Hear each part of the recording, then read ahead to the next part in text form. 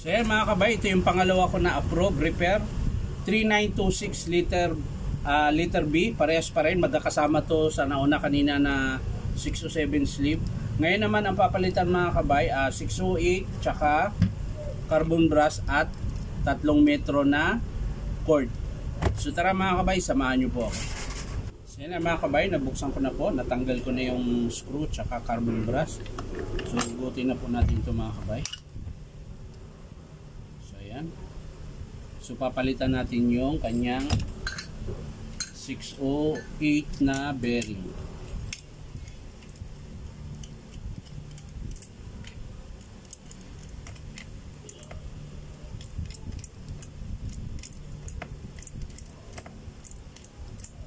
Yun.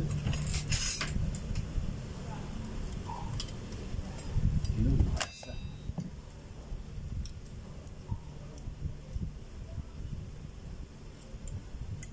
So yan mga kabay, kailangan mo lang sikotin to kapag nagkalas ka nito mga kabay. Yan. Dalawang flat screw lang, aangat na po yan. Yan. So kabit natin yung bago mga kabay, rubber mallet. Tapos ipitan natin yung kanyang nut.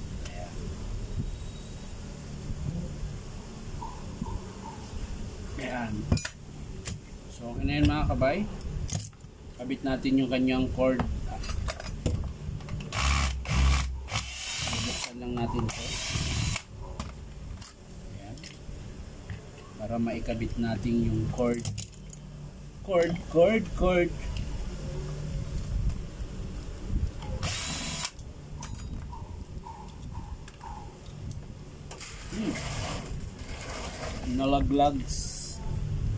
Nalaglags pa.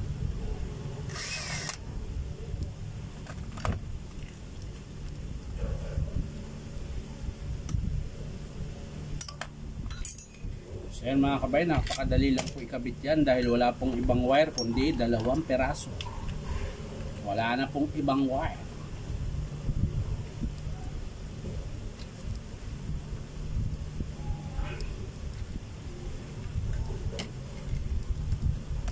Balatan nyo lang po yung wire mga kabay.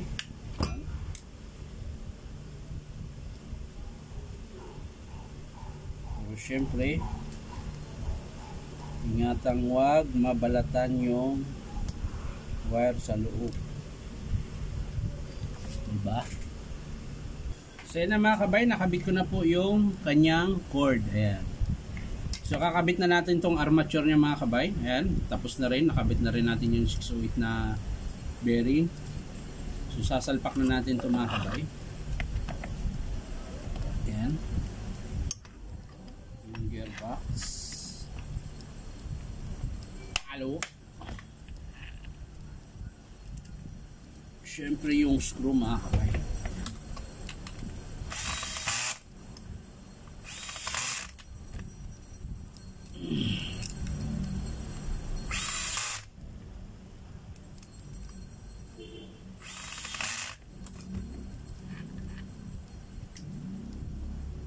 Kabit natin yung bagong carbon mga kabay. So yung bagong carbon mga kabay, oh.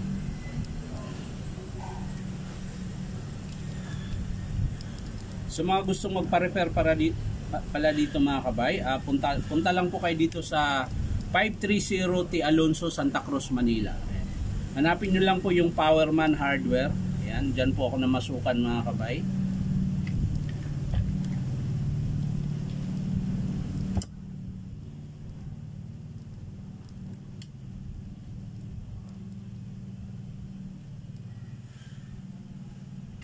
So ayan mga kabay, sasara ko muna yung takip niya mga kabay bago natin i-testing kung maganda ba yung andar, kung hindi ba siya masiklab. So ayan mga kabay, testing natin bago natin isara.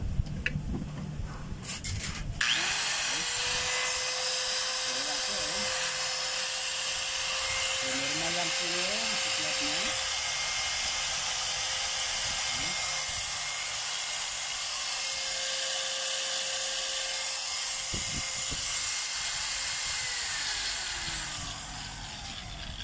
So wala pong siklab yung andar niya mga kabay, maganda pa yung spring niya, malakas pa tumulak. Pag medyo mahina na po, halimbawa masiklab na po yung unit yung mga kabay, subukan nyo lang iikot na isang beses yung spring. Ngayon pag nawala yun mga kabay, doon lang po ang problema. Pero pag di pa rin mawala yung siklab nun mga kabay, baka may tama na po yung armature mo o kaya yung field coil.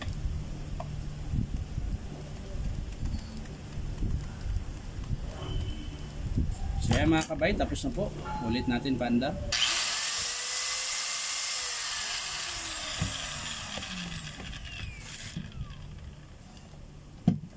So ayan mga kabay, sa mga gustong magpa-repair, ulitin ko po, punta lang po kayo dito sa Powerman Hardware, 530 T. Alonso, Santa Cruz, Manila. Ayan.